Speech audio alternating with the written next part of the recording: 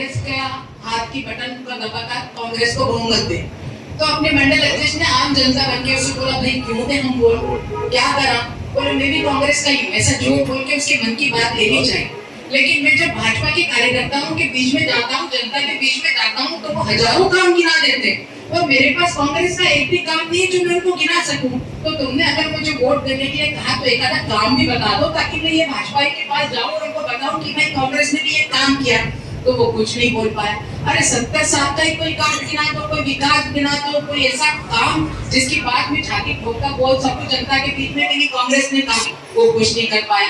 तो बोले बड़े सौभाग्य से नरेंद्र मोदी मिले हैं, उनके नेतृत्व में 2014 के बाद देश कहां से कहां पहुंच गया, और आने वाले दिनों में पूरी दुनिया में शीर्ष पे दस्तक पर होली बनकर चमकेगा हमारा भारत। इसलिए छोड़ो कांग्रेस और आओ भाजपा का दामन पकड़ो, क्योंकि भाजपा ही वो पार्टी है जो भारत को आगे बढ़ाने का काम करेगी। हमारे आने वाली पीढ़ी हमको धन्यवाद देगी।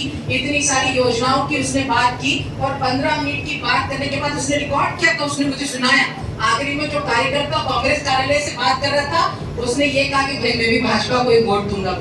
उसने ये कर सकता। तो ये हमारी बातें होनी चाहिए।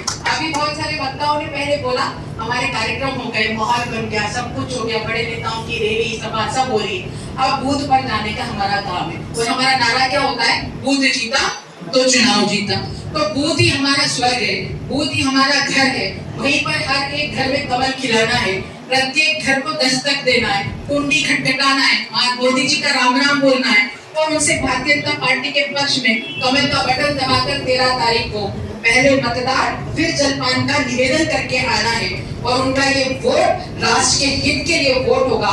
आने वाली पीढ़ी उनको धन्यवाद देगी कि ऐसा सक्षम नेतृत्व दिया है। अरे कोरोना जैसी विषम परिस्थितियों में जिन्होंने हमें जीवन दान दिया, जीवन रक्षा कवच दिया, उसके लिए क्या हम एक वोट की प्रार्थना करने के लिए घर घर नहीं जा सकते? हमको संकल्प लेना होगा कि देश हित में हम भी जगेंगे, सारी दुनिया को जगाएंगे, हर घर को जगाएंगे, हर व्यक्ति से निवेदन करेंगे और भाजपा के पक्ष में मतदान करेंगे। अभी संचालनकर्ता ने कहा था कि मतदान प्रतिशत कम हो रहा है। मैं आप सबसे ये निवेदन करना चाहती हूँ, जीत रहे हैं हम और जीतेंगे, और भारी मतों से जीतेंगे। लेकिन जीत रहे हैं इसलिए अपने कर्म से कभी पीछे मत हटो।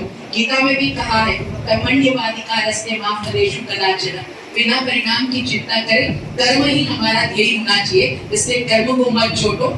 100% मतदान कैसे हो उसकी चिंता करो। कांग्रेसी मतदान करे नहीं करे, हमारा एक भी व्यक्ति नहीं छूटना चाहिए। अरे हमें तो उतनी ताकत होनी चाहिए कि कांग्रेसियों के वोट भी भारतीय जनता पार्टी के पक्ष में डलवाकर भारी मतों का रिकॉर्ड यहाँ पर से बनाना चाहिए।